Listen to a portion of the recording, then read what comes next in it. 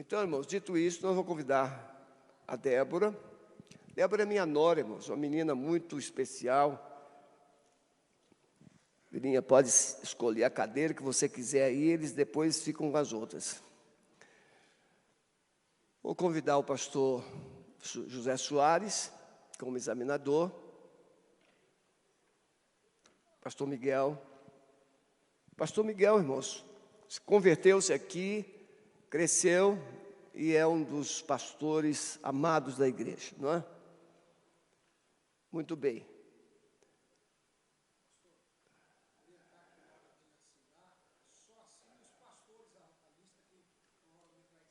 Isso. Irmãos, o pastor, eu vou levar lá para cima, eles não, já levou, né? A gente vai lá dar uma passadinha também para orientar.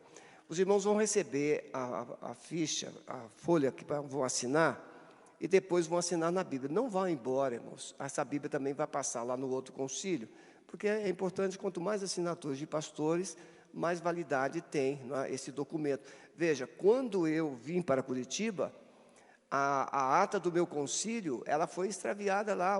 Eu não recebi a ata do meu concílio até hoje.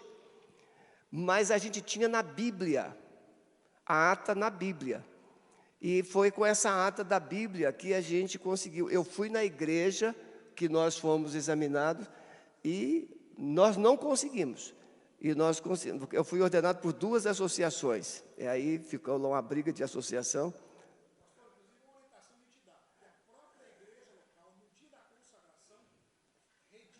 Vai, a secretária vai fazer isso, vai fazer.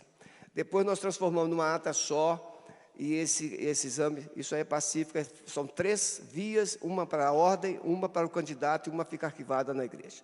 Irmãos, fazendo assim, nós passamos a palavra para o pastor José Soares, o candidato que vai fazer a entrega da Bíblia, nós vamos fazer consultas e nós vamos comunicar posteriormente, ok?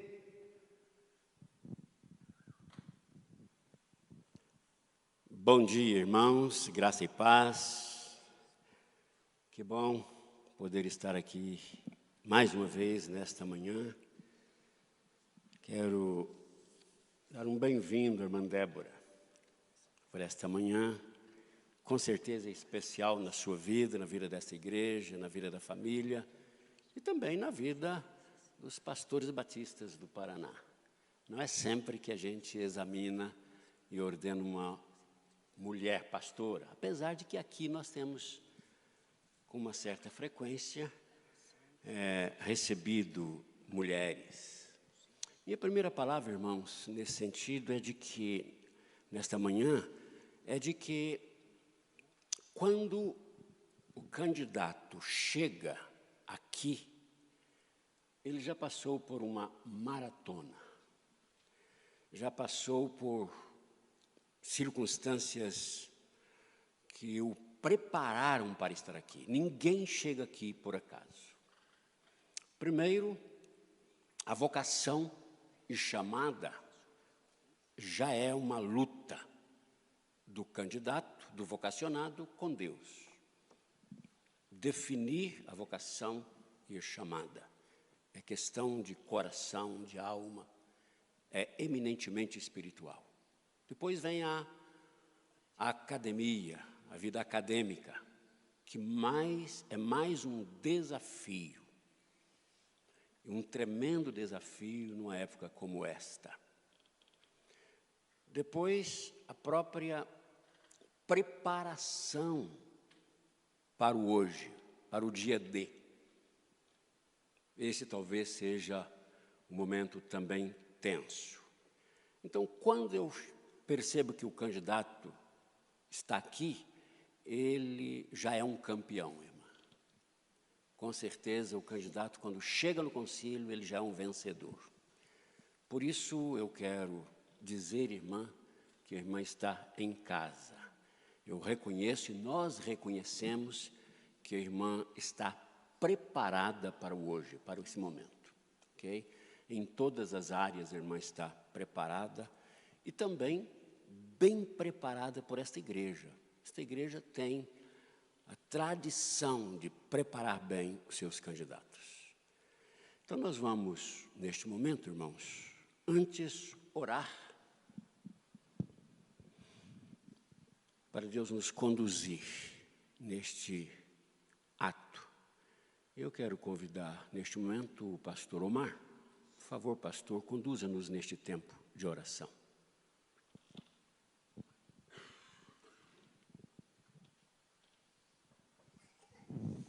Vamos orar, irmãos, em nome de Jesus. Querido Deus, mais uma vez, Senhor, somos gratos ao Senhor por essa manhã, pela comunhão, pela unidade que o Senhor tem nos dado.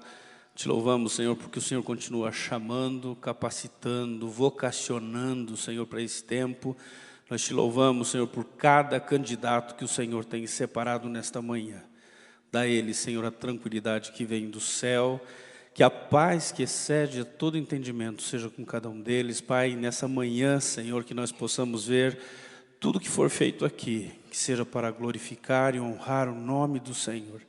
Obrigado por esse tempo, Pai, te louvamos pela nossa ordem, Senhor, que tem se dedicado no preparo, no trabalho daqueles, Senhor, que serão aqueles que irão ministrar na vida do nosso povo.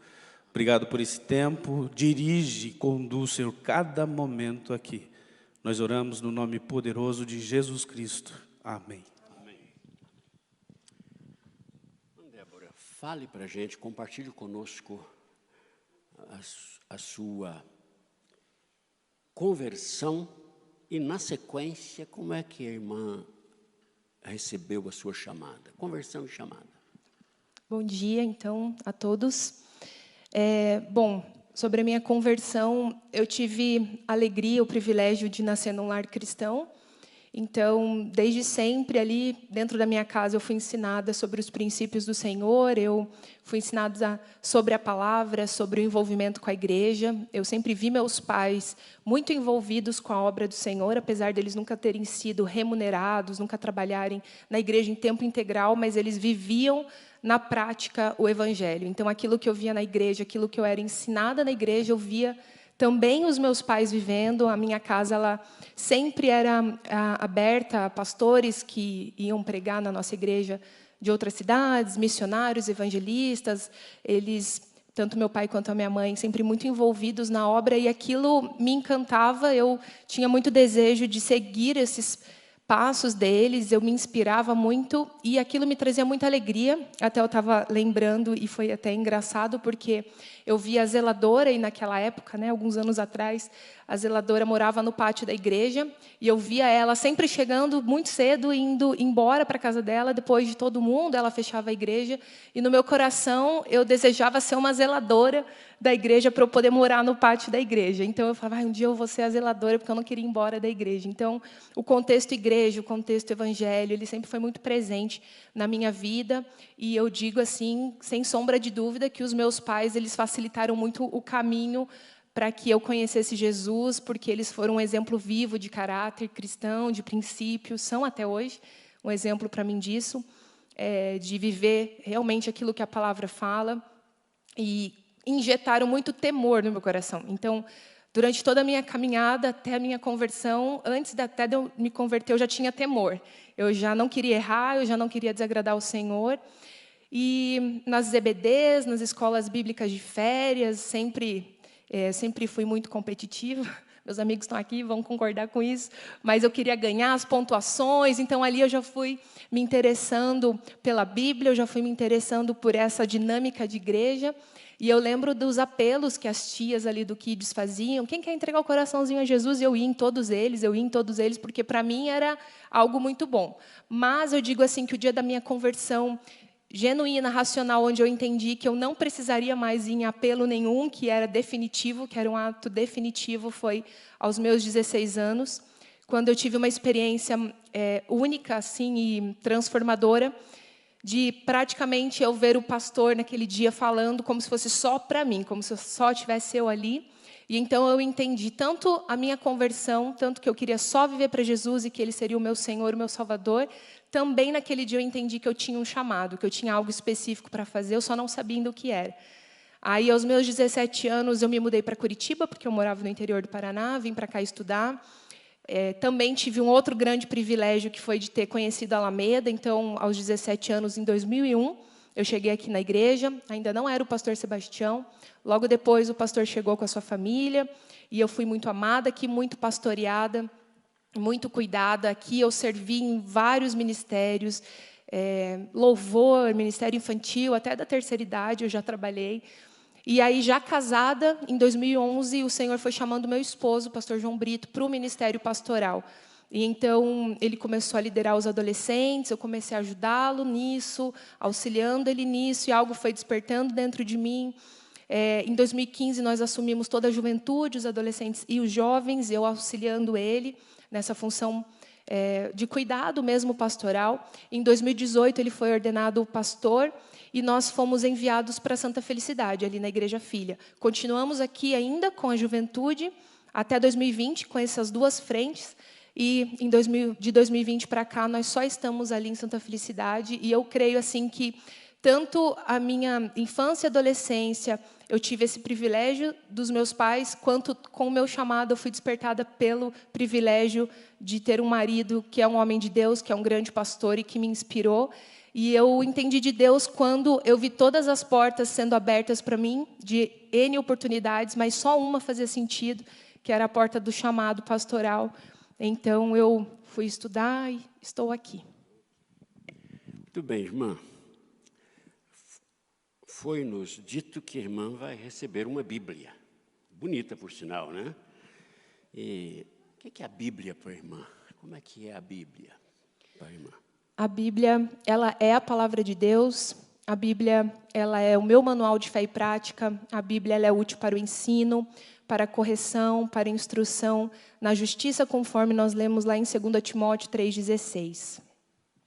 Entende que a Bíblia é a palavra de Deus? A Bíblia é a palavra de Deus. Qual a diferença entre revelação e inspiração? Depois você fale para a gente o que é ambas as palavras. Bom, revelação é Deus se manifestando ao homem, e a inspiração é Deus guiando o homem. A revelação, ela também pode ser dividida em duas, né? Uma revelação geral de Deus, que é Deus se manifestando através da natureza, das coisas que Ele criou, como nós lemos no Salmos 19, os céus proclamam a glória de Deus, o firmamento anuncia a obra de suas mãos. E uma revelação especial ou específica é Deus se manifestando, se revelando ao homem de forma direta, a si mesmo, a sua mensagem, como nós vemos em Atos 9, na conversão de Paulo, em Atos 10, na visão de Pedro no terraço. Existe uma revelação especial? Sim. Fale para a gente. A revelação especial ou específica é a revelação direta de Deus, dele próprio e da sua mensagem a uma pessoa ou a um grupo de pessoas. Atos 9 e Atos 10. E a revelação máxima? A revelação máxima é Jesus Cristo, Filho de Deus. Ok. Uma das coisas importantes hoje é saber que a Bíblia é a palavra de Deus, nós já vimos, que ela é a nossa regra de fé e prática, né? Mas a Bíblia é infalível? A Bíblia é infalível. Isaías 55 vai dizer que assim como a chuva e a neve caem do céu, não voltam para lá sem antes cumprir o propósito aqui na terra, assim também é a palavra de Deus. Ela não volta vazia, antes ela cumpre o propósito para o qual foi designada. Você já falou sobre inspiração. O que é iluminação? Iluminação é o entendimento que Deus dá através do Espírito Santo para o cristão quando ele estuda a palavra de Deus. João 14, 26 vai dizer isso, que o Pai enviará o Consolador, o qual vos ensinará todas as coisas, vos fará lembrar de tudo quanto vos tenho dito. Existem questionamentos hoje quanto a Bíblia ser ou não ser a palavra de Deus. Nós já sabemos que aí você respondeu exatamente isso, mas ela é ou contém a palavra de Deus? Não, a Bíblia é a palavra de Deus. 1 Pedro 1, 23 vai dizer, fostes regenerados, não com semente corruptível, mas com a incorruptível palavra de Deus, a qual vive e é permanente. A Bíblia, ela é toda a palavra de Deus. Quem é Deus? Deus, ele é um espírito pessoal, perfeitamente bom, que em santo amor cria, sustenta e governa todas as coisas. Deus, ele é a fonte de todas as coisas. João 4:24 vai dizer que Deus é espírito e importa que os seus adoradores o adorem em espírito e em verdade. Você consegue lembrar de textos que provam a existência de Deus? A Bíblia, ela não tem como objetivo provar a existência de Deus, né? Os autores bíblicos, eles já partem do pressuposto que Deus existe. Então, a Bíblia, ela descreve as ações de Deus, o caráter de Deus, os seus atributos. A gente vê lá em Gênesis mesmo, desde a origem, Gênesis 1, no princípio Deus criou. A gente vê em Salmos 19, os céus proclamam a glória de Deus. Então, a Bíblia, ela não tem esse objetivo de provar a existência de Deus, mas de revelar as suas ações e seus atributos. Você se lembra de alguma prova racional, provas racionais da existência de Deus? Sim, existem alguns argumentos que buscam provar racionalmente a existência de Deus. Nós temos o argumento cosmológico, que vai dizer que nada que existe no universo existe sem uma causa e sem um propósito, e a causa do universo não pode ser menor que o próprio universo. O argumento teleológico, que diz que nada que existe por acaso, para tudo há um propósito. O argumento ontológico, que vai dizer que existe inserida no ser humano uma ideia da existência de um ser superior, perfeito, implicando, então, na necessidade da existência desse ser. O argumento moral, que diz existir leis morais que regem o universo e essas leis estariam inseridas ou incutidas no homem. E o argumento histórico, que vai dizer que, ao longo da história, o ser humano buscou por invocar a divindade. Você já sabe qual desses argumentos é o mais aceito, que a gente pode vivenciar hoje? Eu acredito que, de alguma forma, todos façam algum sentido, mas o teleológico eu vejo como menos aceito, né? Porque é um pouco mais vago. Mas as leis morais, a questão de ter uma causa para o universo, acho que faz bastante sentido. Qual a natureza de Deus, irmã? Deus, ele é espírito, imaterial, invisível, incorpóreo e vivo. Mateus 16:16, João 4:24, João 1:18. O Antigo Testamento traz-nos vários nomes de Deus. Cite só alguns. Ele é o Jeová Rafá, ele é o Deus que cura, ele é o Jeová Nissi, ele é a nossa bandeira. Jeová Shalom, ele traz a paz. Jeová Tzidkenu, ele é a nossa justiça. Jeová Nakal, Deus que fere e golpeia. Ok. E no Novo Testamento, como é que a gente fala em Deus olhando para o Novo Testamento? Ele é Deus Pai, Deus Filho e Deus Espírito Santo. Deus se relaciona com o universo? Sim, Deus, ele é o criador do universo, ele tem o poder absoluto sobre todo o universo, ele está acima do universo, acima das coisas criadas. Neemias 9:6 vai falar sobre isso. O que é atributos de Deus? Os atributos de Deus são as qualidades inseparáveis do ser divino, e eles podem ser divididos em atributos naturais e atributos morais. Fale dos morais. Morais? Deus, ele é amor, João 3:16, Deus é bondade, Salmos 25, Deus é justiça, não há injustiça nas suas ações, Deus, ele é fiel, Deus é misericordioso, Lamentações 3:22, Deus é verdade, ele é o caminho, a verdade e a vida, Deus é santo, 1 Pedro 1:16. Como é que a irmã vê a Trindade na Bíblia? A Trindade, ela é a tríplice manifestação de Deus. É um único Deus que se manifesta na forma de 3 pessoas distintas, Deus Pai, Deus Filho e Deus Espírito Santo, e cada um deles é consciente da existência dos outros 2. Existem algumas outras linhas, que seria o triteísmo, que é a crença em 3 deuses, e o modalismo, que é a crença em uma pessoa com modos distintos de agir, mas nós cremos na Trindade. Um é maior que o outro? Não, eles são coiguais, eles só agem de formas diferentes. Oi. Muito bem. Obrigado pelo alerta aí, irmão. Muito bem. Vamos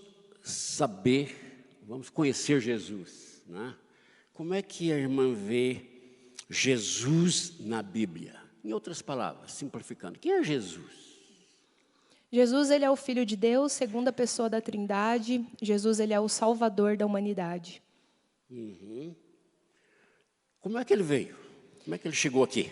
Ele se esvaziou da sua glória, mesmo sendo Deus, não tomou como usurpação ser igual a Deus. Então, ele se esvazia da sua glória, ele assume a forma de servo, ele vem na terra como homem. Filipenses 2, 5 a 8 vai falar sobre isso. Sabemos, nós vamos chegar lá, o homem se afastou de Deus. E como o homem pode ter um reencontro com Deus? Através de Jesus. É preciso crer que ele é o Filho de Deus e que ele morreu na cruz em favor dos nossos pecados. A natureza de Jesus, como é que a irmã vê? Jesus, ele é 100% filho do homem, 100% humano. Enquanto 100% humano, Jesus teve fome, Jesus chorou. E 100% divino, 100% filho de Deus. Nós vemos lá em João 1:1, no princípio era o verbo estava com Deus, o verbo era Deus. Nós vemos também uma passagem que eu gosto muito de Atos 9, conversão de Paulo. Assim que ele se converte, ele já tem a revelação de que Jesus é o Filho de Deus. Então, ele é 100% humano e 100% divino. Enquanto Jesus viveu aqui, percebe-se na leitura do Novo Testamento que ele viveu dois estados. A irmã se lembra? Sim, o estado de humilhação, ele sai da sua glória para a terra, e o estado de exaltação da terra para a glória, Filipenses 2:5 e Filipenses 2:9.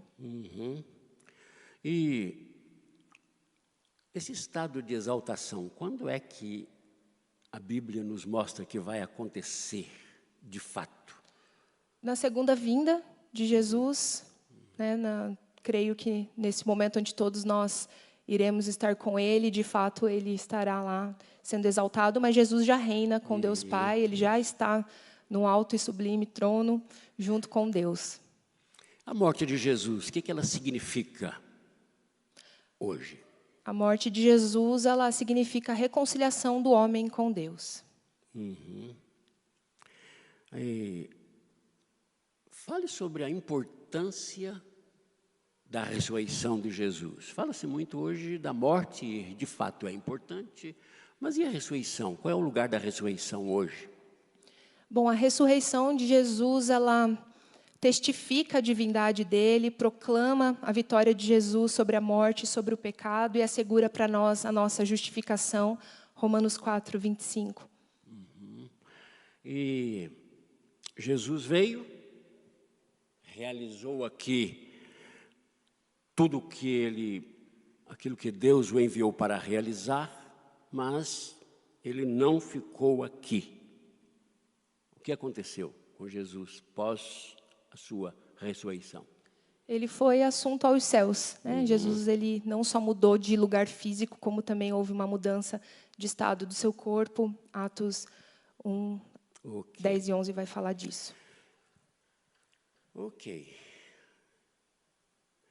Quem é, os ofícios de Cristo? Quais são os ofícios dele hoje? Jesus, ele é profeta, sacerdote, rei, ele é profeta, ele é o agente de Deus nessa terra, ele é a sua revelação máxima. João vai dizer, este é o profeta que devia vir ao mundo. Ele é sacerdote, nós vemos isso lá também no Evangelho de João 17, na oração sacerdotal de Jesus. Ele é o representante do homem diante de Deus, o reconciliador entre Deus e os homens. E ele é rei, rei dos reis, senhor dos senhores, tem autoridade sobre céus e terra, Apocalipse 19, 16. Vamos a um outro passo importante. Hoje há muitas discussões quanto à obra do Espírito Santo. São tantas as tendências e há um modo de crer bastante diferente de uma igreja ou de uma denominação para outra. Eu gostaria primeiro de saber para a irmã o que é o Espírito Santo. O Espírito Santo, ele é a terceira pessoa da Trindade, ele é o Consolador, ele é o selo da nossa salvação. Efésios 4:30. Como é que se prova que o Espírito Santo é uma pessoa? O Espírito Santo, ele fala, ele sente, ele se entristece, ele ensina. É ele que convence o homem do pecado, da justiça, do juízo. João 16:8, Atos 5. O Espírito Santo já estava no Antigo Testamento? já estava, ele sempre existiu, desde a criação. Nós vemos isso no Antigo Testamento, ali no livro de Juízes, o Espírito Santo se apossando ali de Gideão, de Jefté, de Sansão, da vida dos profetas, Isaías, Moisés. E nós vemos também em Joel o apontamento do derramamento futuro. Então, você já falou sobre a função do Espírito Santo no Velho Testamento, que era vir, realizar a sua obra e... Agia de forma pontual, por tempo determinado. Isso mesmo. E no Novo Testamento? No Novo Testamento, o Espírito Santo é aquele que convence o homem do pecado, da justiça e do juízo, conforme João 16:8.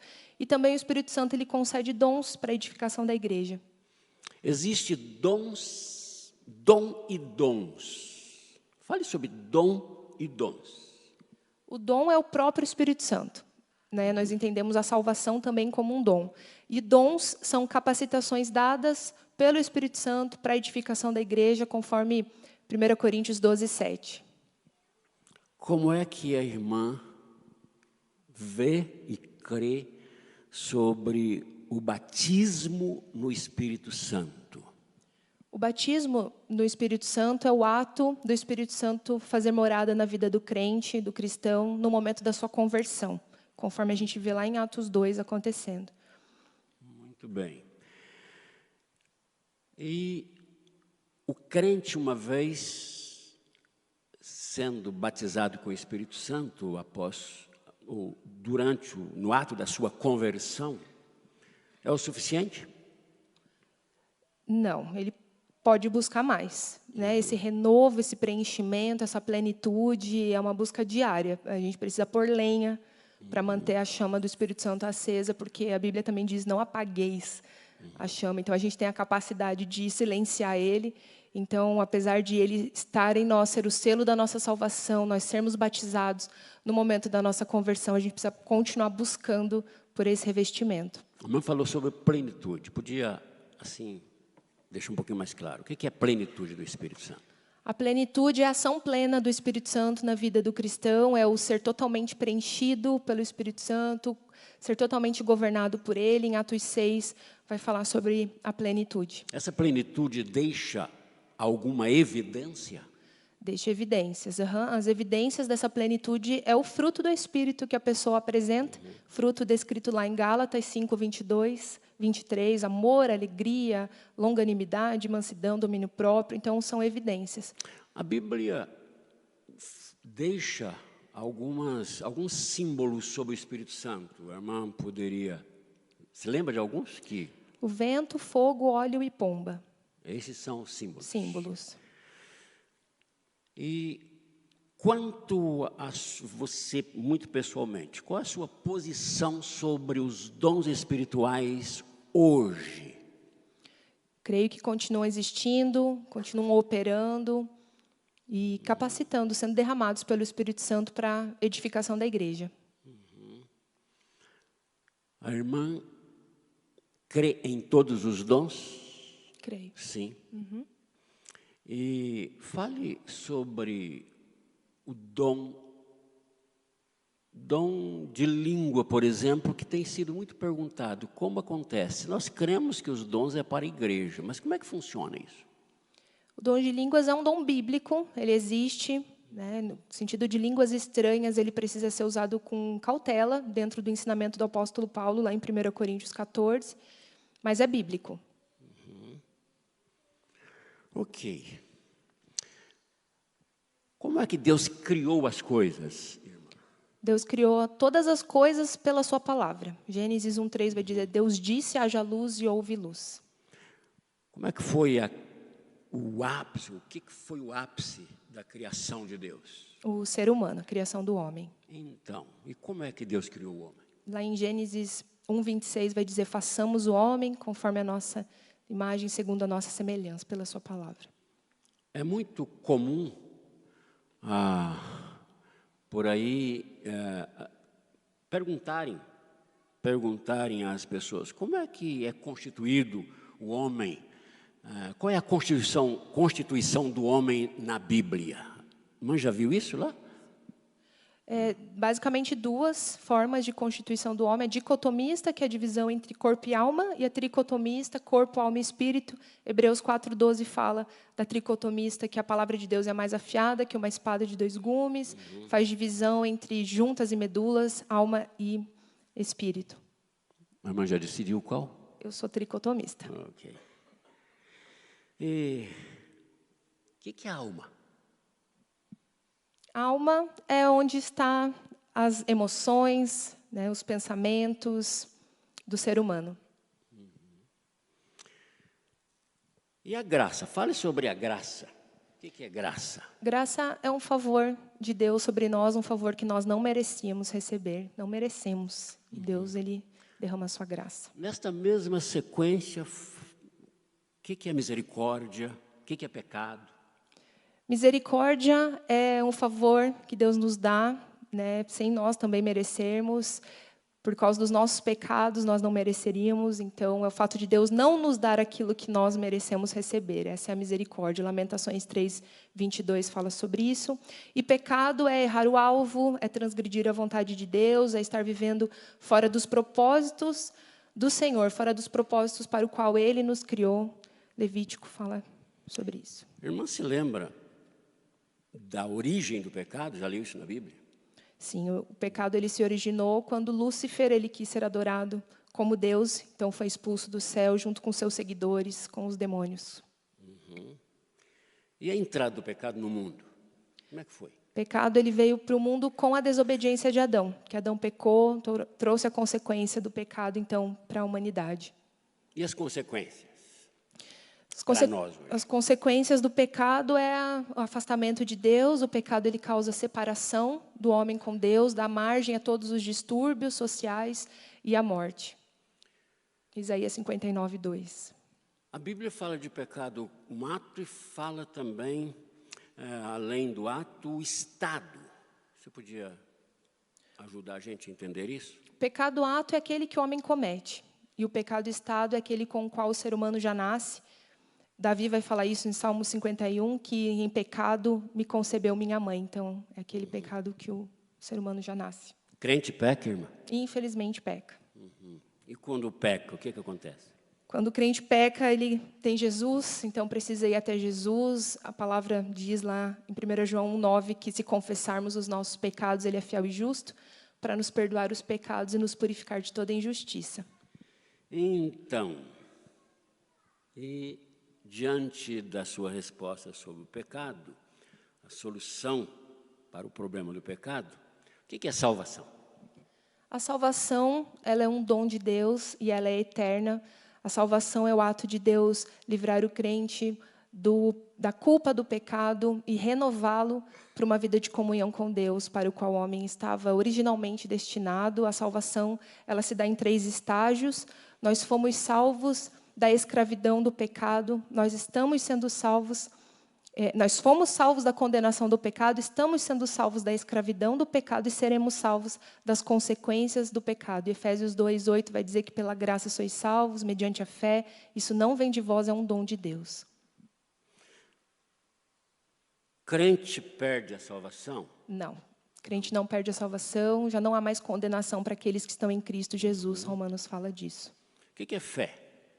A fé é uma convicção no coração do homem com relação à veracidade do Evangelho e às promessas de Deus em Cristo. Hebreus 11 nos afirma sobre a fé. E arrependimento? Arrependimento vem, a palavra etimologia, né? Vem do grego metanoia. Basicamente, é uma mudança na mentalidade da pessoa, é uma convicção sobre o pecado e as suas consequências, um desejo de abandonar o pecado para seguir a Cristo. Atos 3:19. Há um processo que o homem precisa experimentar para ser salvo.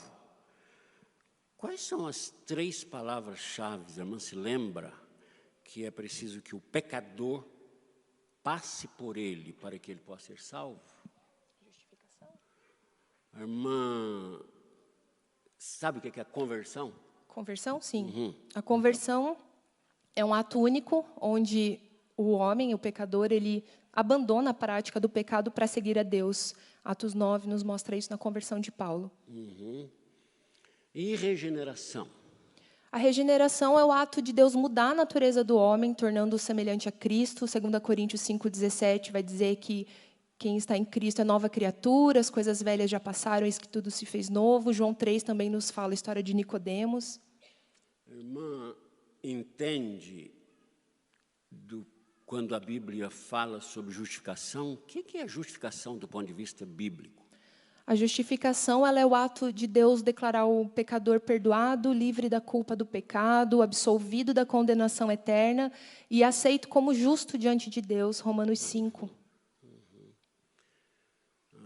Santificação. E também santificação e glorificação. Fale para a gente nessa sequência. Tá. Desses todos, a santificação é o único que é um processo, né? É um processo contínuo, progressivo, no qual o homem ele vai se afastando das coisas do mundo, se separando das coisas deste mundo, da prática do pecado, para buscar Deus, sendo cada vez mais, se tornando cada vez mais semelhante a Cristo. 1 Pedro 1,16 vai dizer, sejam santos, porque eu sou santo. Esse é o desejo do coração de Deus para os seus filhos, a santificação, essa separação.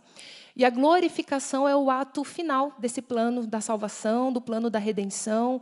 A glorificação em Romanos 8,18 vai dizer que nossos sofrimentos momentâneos eles não podem se comparar com a glória que em nós será revelada. Falamos em alma.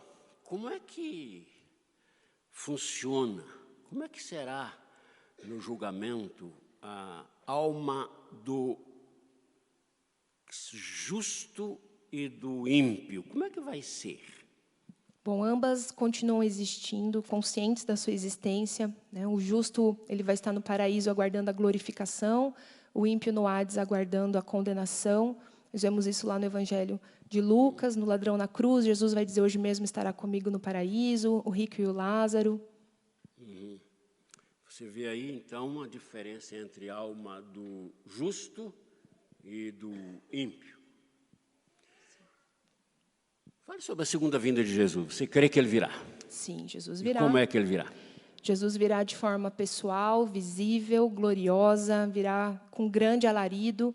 Os que já estiverem mortos em Cristo vão ressuscitar primeiro, os que estiverem vivos vão ser arrebatados e encontrarão com Ele nos ares.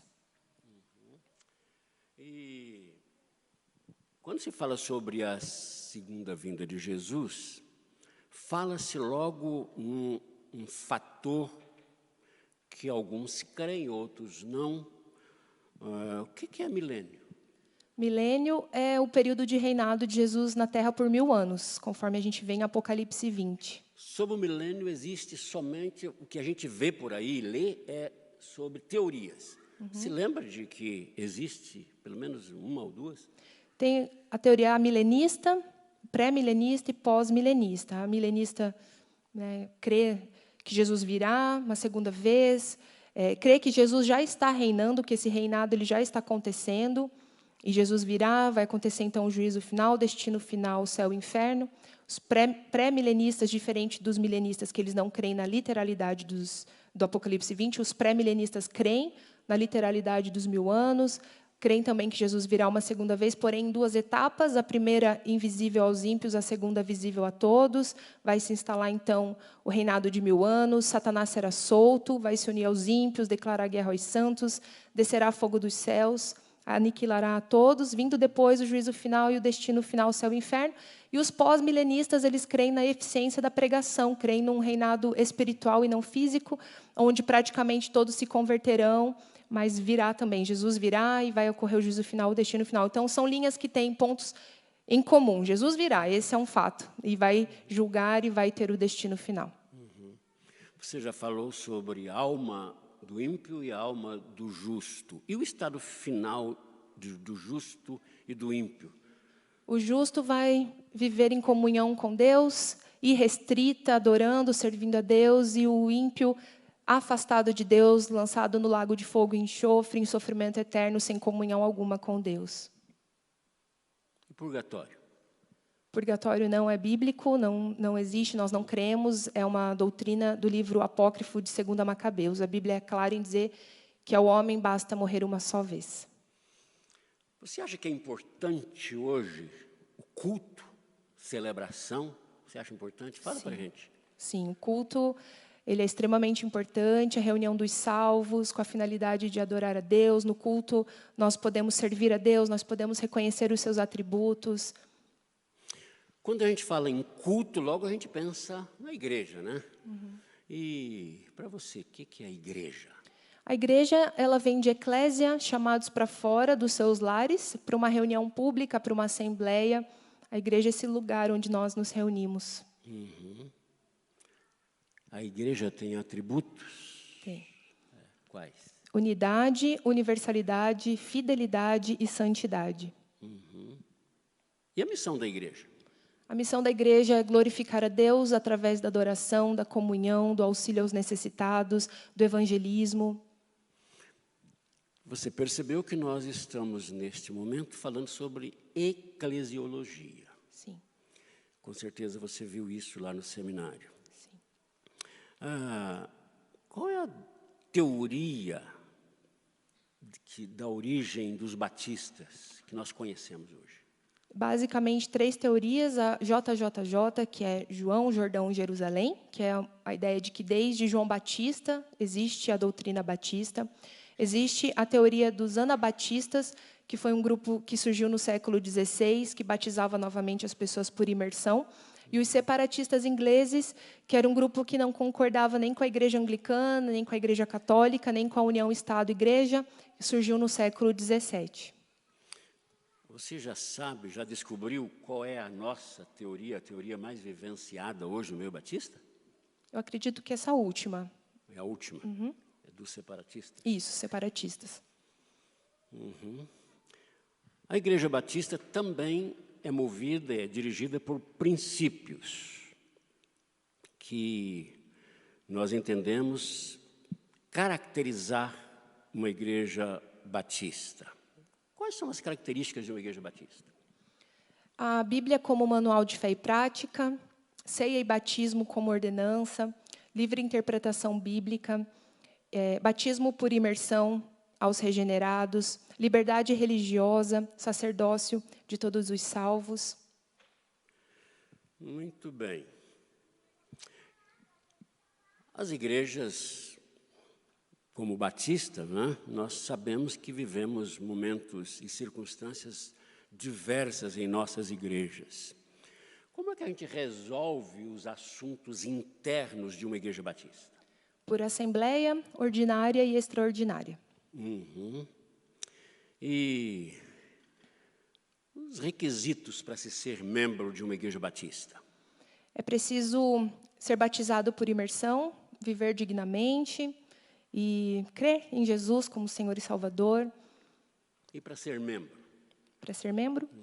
Da mesma forma, né? Precisa ser batizado por imersão, pode ser membro por carta de transferência, por aclamação, por batismo, reconciliação. Se você receber na sua igreja alguém que venha de uma outra denominação, que seja diferente em aspectos doutrinários, você aceita por aclamação? Vai aceitar por aclamação? Teria que passar por um momento de doutrinamento dessa pessoa, ao mesmo tempo que se verifica se ela já foi batizada por imersão e se essa pessoa está disposta a viver dentro dos princípios da doutrina batista. Como é que se desliga um membro? Por exclusão, morte e transferência.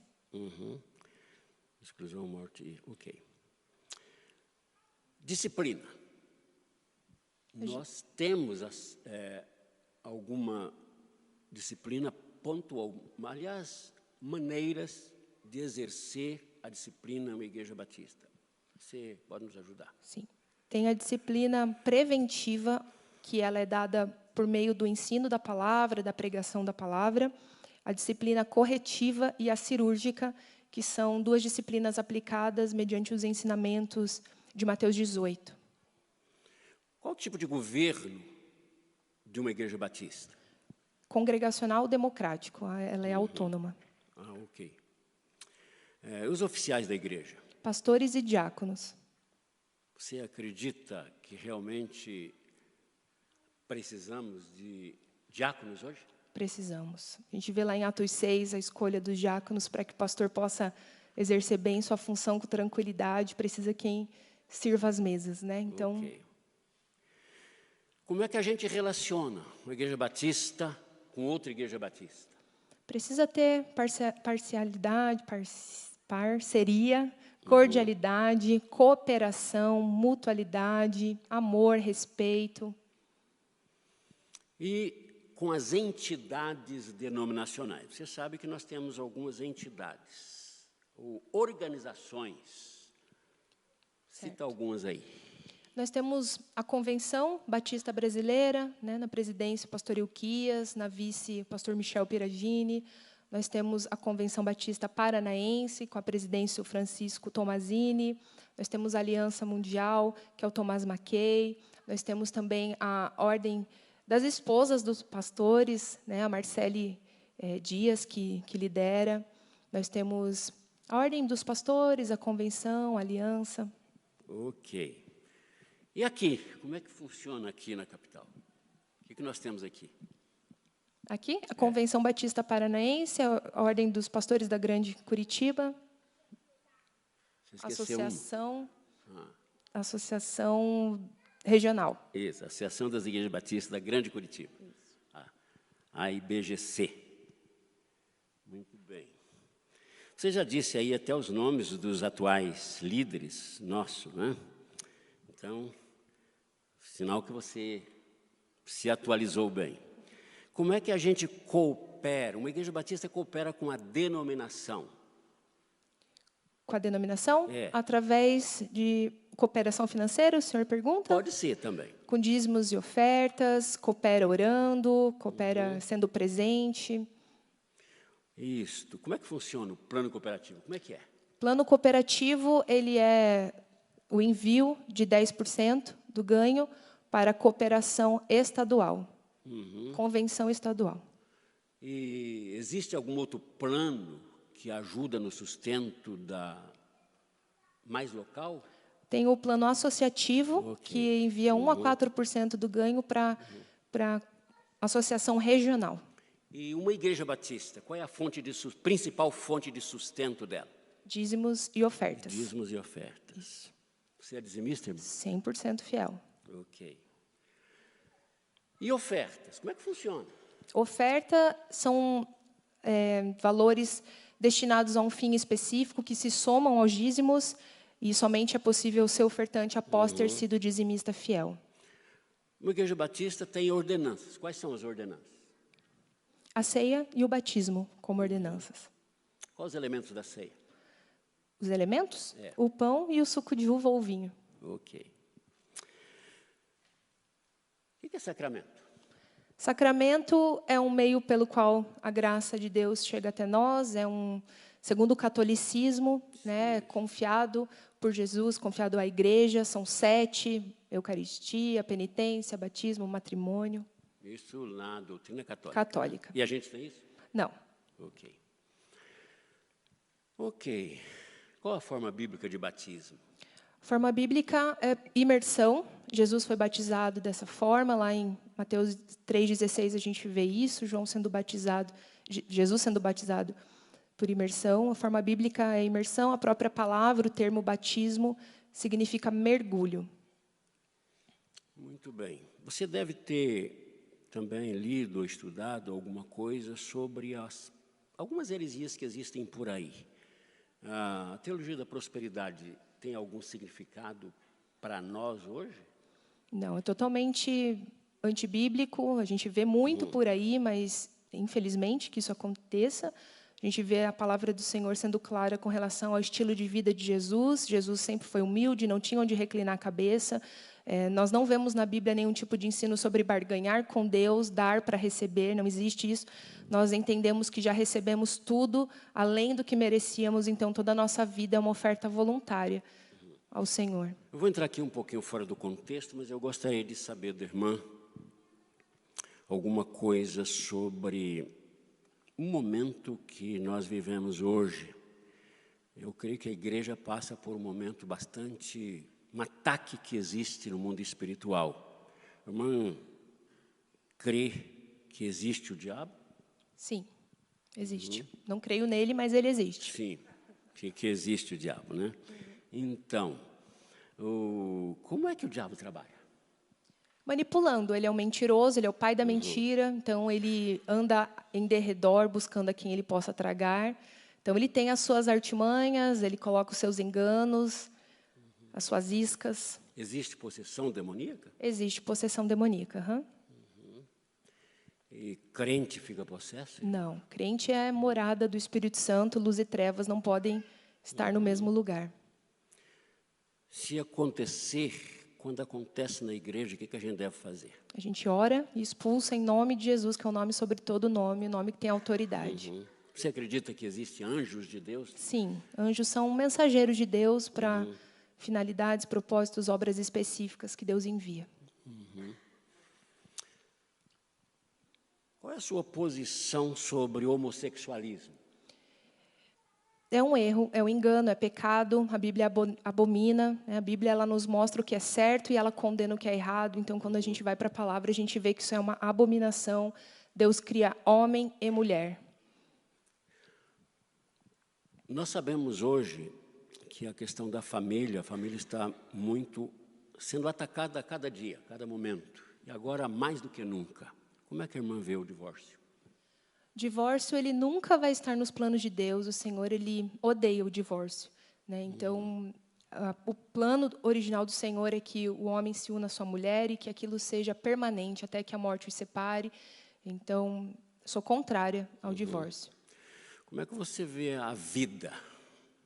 Você entende que a vida é um dom de Deus? A vida é um dom de Deus. Só Deus pode dar, Deus pode tirar. Então, você tem uma posição sobre o aborto? Aborto? Sim, eu sou totalmente contrário ao aborto. Somente Deus tem essa autoridade. O homem não tem essa autoridade de tirar a vida. Somente Deus pode fazer isso.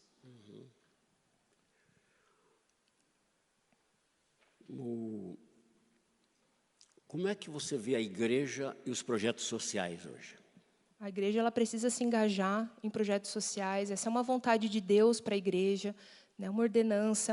A gente precisa se envolver, auxiliar, ter uma obra social forte, relevante, para ter o sustento espiritual, mas também físico. A irmã conhece o Código de Ética dos Pastores Batistas Sim. do Brasil? Ok. E a irmã tem disposição em aceitar o Código de Ética Sim.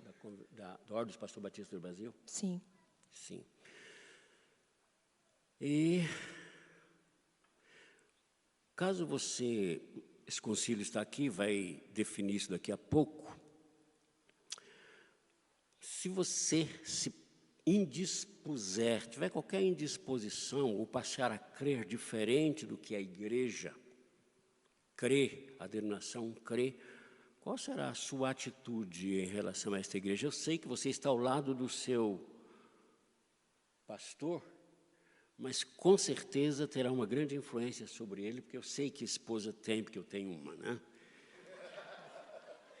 Então, como é que vai ser?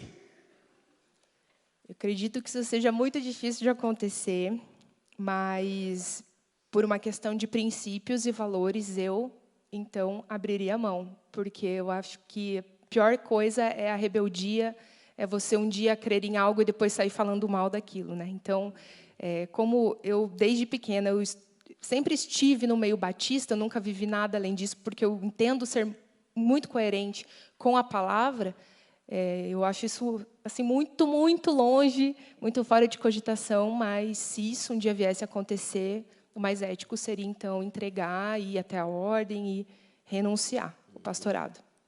Ok. Você já é auxiliar idônea do pastor João Brito, mas agora você vai ser a auxiliar, a pastora auxiliar, com certeza. E quando você tiver alguma discordância dele, e aí? Temos um problema. Eu creio, assim, que a gente já tem desenvolvido isso, e uma coisa que eu sempre falei para ele, quando a gente assumiu o ministério, é que a gente precisa ter quem nos pastoreie, porque pastor precisa de pastor precisa de mentor. Então, eu sempre brinco com ele, se você aprontar, eu vou te denunciar, eu vou denunciar você lá na ordem, eu vou denunciar você para o teu pai, porque a gente fica ali se fiscalizando. Então, eu creio assim que se um dia eu visse algo errado da parte dele, um ensino errado, eu buscaria ajuda de alguém mais sábio, mais maduro, para que viesse corrigi-lo e orientá-lo. E com seus colegas de fora, os colegas aí do Paraná, do Brasil e do mundo, como é que vai ser o seu relacionamento? De amizade, de parceria, contribuição naquilo que eu puder, de mutualidade, de cooperação. Irmãos, eu creio que nós passamos por todas as áreas, mesmo que eu não tenha mencionado, fiz isto a propósito. Não mencionei áreas, mas passamos por todas elas.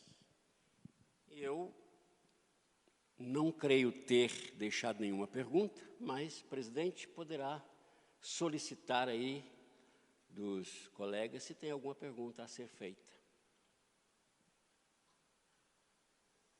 Eu me dou por satisfeito, meu presidente, ouvir a irmã Débora.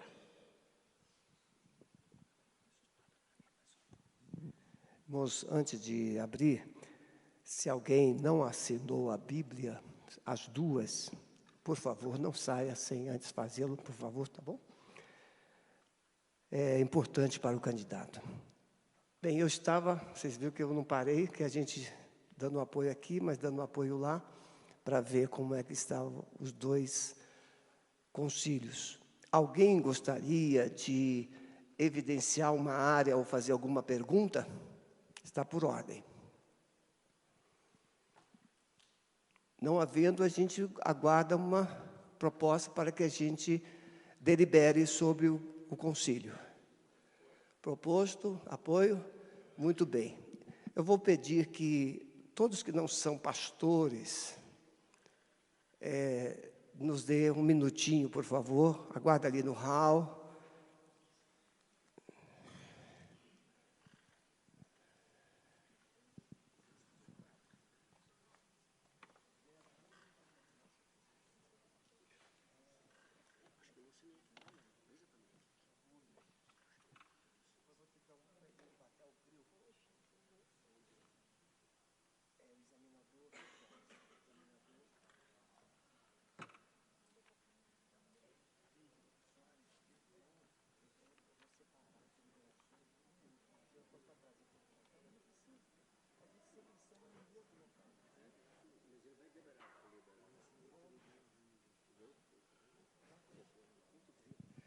Irmãos, eu estou aqui consultando o pastor Soares, que é de praxe também, o pastor Jean sugeriu que nós esperássemos e depois o concílio que está lá viesse para cá.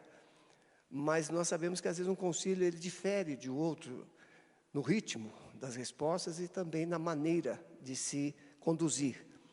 E o de lá está bem atrasado. Então, considerando isso, nós vamos deliberar aqui e vamos concluir aqui. São concílios independentes, né? Apesar de termos depois um culto só de ordenação, sendo os dois aprovados. Então, o que os irmãos acham? Está por ordem? Alguma observação, alguma recomendação ou alguma proposta?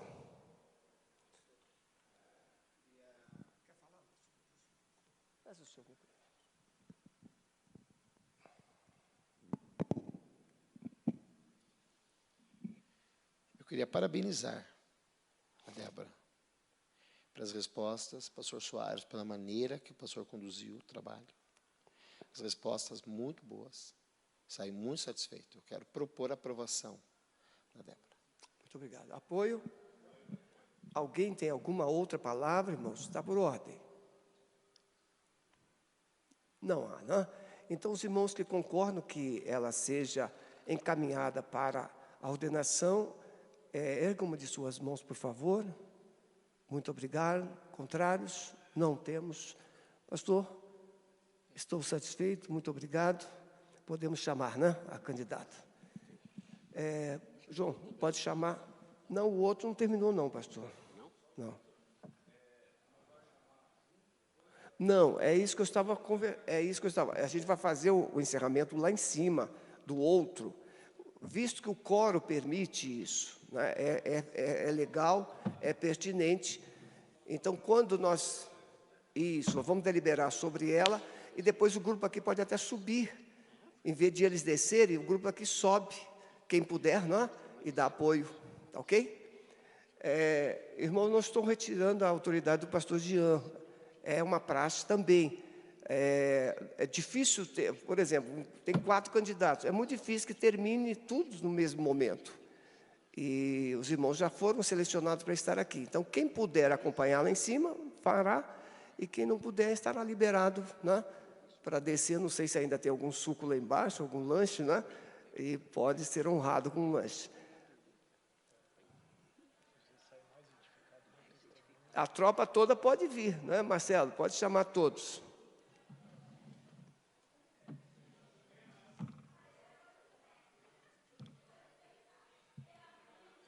O Josimar não assinou lá também. Tem que levar.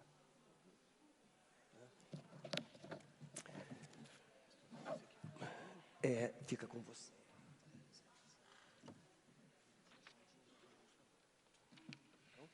Pastor João, vou deixar essa Bíblia da Débora com você, tá bom? Depois eu deixo a outra, que ainda faltam algumas assinaturas.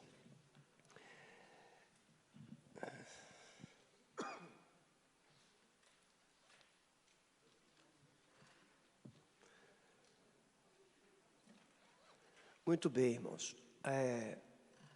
O concílio, formado pelos pastores, entenderam que a Débora, ela foi aprovada com excelência.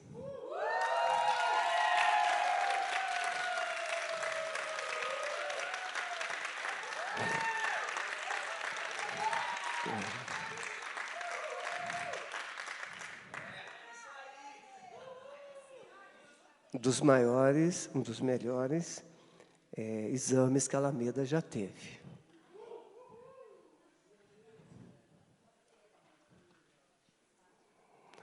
A gente não se alega só por causa da qualidade, mas a gente se alega porque é um processo. Nenhum concílio é um ponto, né? É uma caminhada. Isso aqui está fechando um ciclo, reiniciando outro ciclo. Da mesma forma que a gente tem expectativa que lá em cima seja. O candidato, muitas vezes, ele é prejudicado por si mesmo, estado emocional, ele fica nervoso, ele quer falar muito, e aí, quando fala muito, ele dá muito argumento para o examinador. Por isso que a gente orienta, fala o necessário, seja sucinto, né? E a Débora foi muito sábia, seguiu o conselho do pastor direitinho, resposta segura, base bíblica, ponto. Se o examinador quiser mais informação, que pergunte, né? Mas responda só o necessário, e isso é muito importante. Então, eu gostaria que você viesse aqui, o pastor João Brito venha com ela aqui. Irmãos, é muita honra. Nós temos 2 filhos pastores, pastor João, pastor Maurício. A minha filha, levanta a mão, filhinha. A minha filha não é pastora ordenada, mas é uma pastorinha. Né? O meu genro também é formado, não ainda foi ordenado, mas também é um pastor. Hoje ele lidera mais de 160 empresários do Brasil, e ele trabalha nessa área de direcionamento espiritual na vida dos empresários. Minha filha, pastor, tenho um orgulho muito grande de vocês 2. Você já era uma parceira idônea, agora você é uma parceira autorizada, credenciada. E eles me convidaram para eu ser o orador ocasional. Vocês concordam? Quem fará a entrega da Bíblia será o marido, melhor não poderia ser, né? E quem fará a oração de ordenação será o pastor Maurício, o nosso filho adotivo. Então, queremos orar, vamos ficar em pé, não é? Pastorzão, vem cá, meu amado. Me fugiu o nome do filho, pastor Lucas. Esse é o Lucão lá, é o homem do poder, homem firme, né? De confiança. Pastorzão, então, o irmão vai agradecer a Deus por esse momento tão sublime na vida do João, da Débora. Lucas e João caminham juntos há muito tempo e seria uma coisa normal tê-lo aqui. Deus, nós queremos te agradecer pela vida da Débora, por esse dia tão especial, que é um marco na vida dela, dessa família tão querida, para essa igreja, para a nossa cidade. A Débora já evidencia o pastorado há tanto tempo, cuidando, apoiando o João no trabalho nessa igreja, na igreja filha, e por tantos outros momentos que nós já pudemos conviver juntos, vendo a plenitude daquilo que o Senhor tem colocado sobre a vida dela. Continua, Deus, a abençoando, e que daqui para frente ela possa ser ainda mais usada pelo Senhor, Pai. Isso possa ser mais uma honra para ela, para sua família, para a nossa cidade, e é tão especial e uma bênção para nós podemos ter mais uma pastora agora ordenada também na nossa cidade. Obrigado pela vida dela, da sua família. Essa é a nossa oração, no nome de Jesus. Amém. Amém. Amém. Irmãos, então estamos encerrando aqui. Pastor Soares, muito obrigado. Amigão, não poderia ser diferente, não? Vocês estão convidados a subir, quem puder, e ajudar lá, cooperar com o Toninho, principalmente o pessoal de Santa Felicidade. Muito obrigado. Deus abençoe. Estamos aqui, encerrados aqui. Pastor Miguel estará conosco lá no dia 30, pela manhã, onde nós vamos formalizar o encerramento do concílio. Ok, meu amado?